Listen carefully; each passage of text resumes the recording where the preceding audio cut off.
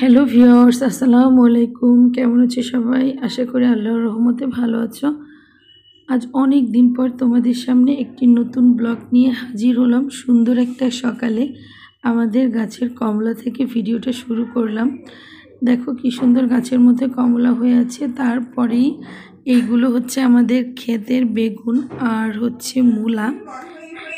শীতের সকালে এই ধরনের ক্ষেত থেকে সবজি তুলে আনা দেখতে আমার কিন্তু অসাধারণ লাগছে। জানি না বন্ধু তোমাদের কার কাছে কেমন লাগছে। আমি এই বিষয়গুলো বাড়িতে এসে ভীষণ রকম এনজয় করছি। একদম বাড়ির পাশেই ক্ষেত আছে, সেখান থেকে মানে সবজি তুলে এনে তারপরে রান্না করা, তারপরে হচ্ছে ঘরের নিজেদের পালা মুরগি রান্না করা, এগুলোর মানে মজাটাই আলাদা। সেগুলোই একটু তোমাদের সাথে শেয়ার করছি, আশা করি তোমাদের ভালো লাগবে। এই মুরগিগুলো আসলে আমাদের মুরগি পালা হয় না, কিন্তু খাওয়ার জন্য কিনে হয়। মুরগির ঘর আছে আমাদের। 1 মাস 1.5 মাস আগে মুরগিটা কিনে নিজেরা তারপরে পেলে সুন্দর করে তারপরে সেটাকে খাওয়া হয়। একদম পিওর দেশি মুরগি যেটা বলে, সেটাই দেশি খাবার খাওয়ানোই হয়। কালারটা দেখেই বুঝতে পারছো। আমরা কিন্তু শহরে যারা থাকি, বাজারে এই ধরনের কেনা মুরগি মানে দেশি মুরগি কিনলেও কিন্তু সেটা এই ধরনের হয় না। আর হচ্ছে ইলিশ মাছ ভাজি করবে। এই পাশে হচ্ছে ইলিশ মাছগুলো কেটে নিয়েছে।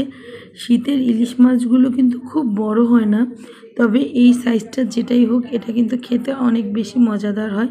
আর মাটির চুলার রান্না সেটা কত মজাদার তোমরা বুঝতেই পারছো।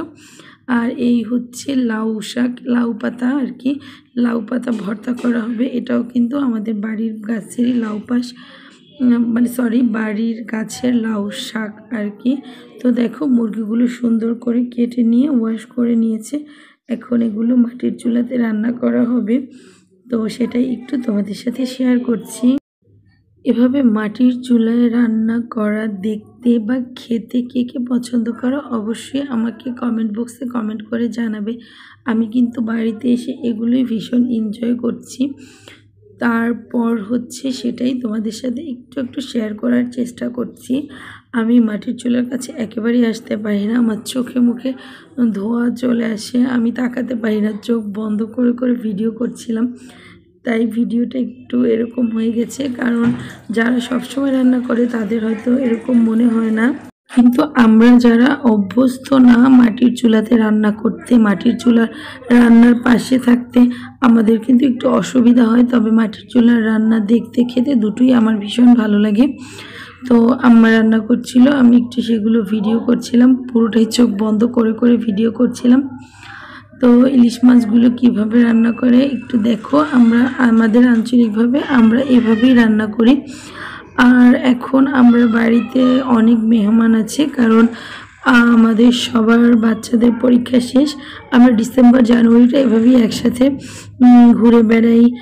বাবার বাড়িতে আসলে এভাবে থাকা হয় না, বেশিটা সময় বোনের বাড়িতে, ও বোনের বাড়িতে বেড়াতে বেড়াতে আমাদের সময় চলে যায়। কারণ হচ্ছে আমরা সারা বছরই কেউ কারো কাছে বেড়ানোর সুযোগ পাই না। তো যখন ডিসেম্বর জানুয়ারিটাতেও ওইভাবে ক্লাসের চাপ থাকে না, এই সময়টাই আমরা প্রতি বছরই সবার কাছে বেড়াই। তবে গত বছর আমি আসতে পারিনি, কারণ আমাদের এখানে খাল খনন এসেছিল। এটার জন্য আমাদের এখানে বিদ্যুতের লাইনে সমস্যা ছিল, মোটরে পানি তুলতে সমস্যা ছিল, সব মিলিয়ে ওর জন্য ছোট, আমার মেয়েও ছোট ছিল, আসতে পারিনি। এর জন্য আমার 2 বছর পরে আসা। তো বুঝতেই পারছো আমি আসলে শীতের সকালে এগুলোকে ভীষণ ভীষণ এনজয় করছি, সেটাই একটু তোমাদের সাথে শেয়ার করছি। আশা করি আমার ভিডিওগুলো তোমাদের ভালো লাগবে। স্কিপ না করে অবশ্যই আমার পুরো ভিডিওটা দেখে দিবে। আসলে আশেপাশে চারদিকে অনেক লোক, আমি কিছুতেই কারো কথা থামাতে পারছি না। তো তোমরা কিছু মনে করো না, একটু ধৈর্য সহকারে আমার ভিডিওটা প্লিজ দেখে দিও। তো দেখো আসলে আমরা এভাবে মুরগি রান্না করি, আর আমরা অনেকটা পেঁয়াজ খাই। পেঁয়াজটা দিলে হচ্ছে মুরগিটার স্বাদটা বা যে কোনো গোশের সাথে পেঁয়াজটা একটু বেশি করেই যায়। এইদিকে দেখো মাছটাও কিন্তু প্রায় হয়ে আসছে। তো আমি আমাদের ক্ষেতের হচ্ছে মূলা দেখালাম, বেগুন দেখালাম, গাছের হচ্ছে কমলা দেখালাম। এখন দেখো আমাদের গাছের কলা দেখাচ্ছি। এটা ঘরের পাশেই কেটে রাখা ছিল, এটা হচ্ছে কাঠ রাখা হয় সেই ঘর। তো আমি সন্ধ্যায় বাইরে হাঁটতে বের হয়েছিলাম আমরা, তখন কলার ছড়াগুলো দেখলাম, দেখে একটা ভিডিও করে নিলাম, ভাবলাম যে একটু তোমাদের সাথে শেয়ার করি। তো তোমরা অবশ্যই জানাবে। দেখেছো কত বড় কলার ছড়া, একবার দেখো কত বড়। আমি একটু তোমাদের সাথে ভালো করে দেখানো শেয়ার করলাম। তো সব কিছু মিলিয়ে আমার গ্রামের ভিডিও তোমাদের কেমন লেগেছে অবশ্যই কমেন্ট করে জানাবে। প্রিয় বন্ধুরা, আজ এই পর্যন্তই। সবাই ভালো থাকবে। আল্লাহ হাফেজ।